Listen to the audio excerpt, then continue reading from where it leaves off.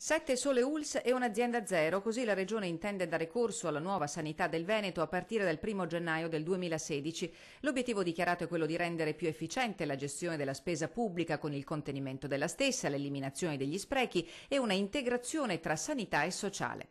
Messo così un progetto condivisibile, ma la levata di scudi generale lascia intendere che lo scontento sia difficile da domare.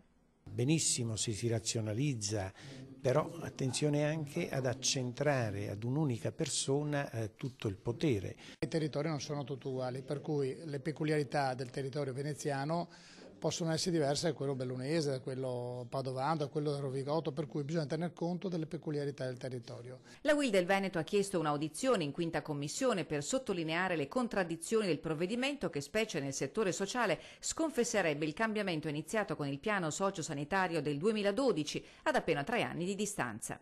Che cosa succede del sociale? Chi seguirà il sociale? Non vorremmo che l'azienda zero prendesse spunto da quello che avviene in Lombardia.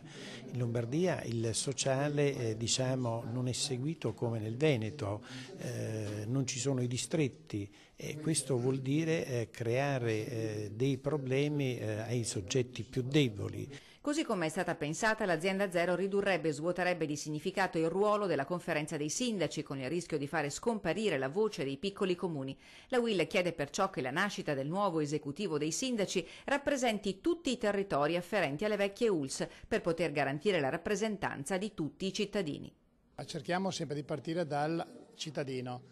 Il cittadino cosa ha bisogno? Da questa domanda dobbiamo strutturare i servizi.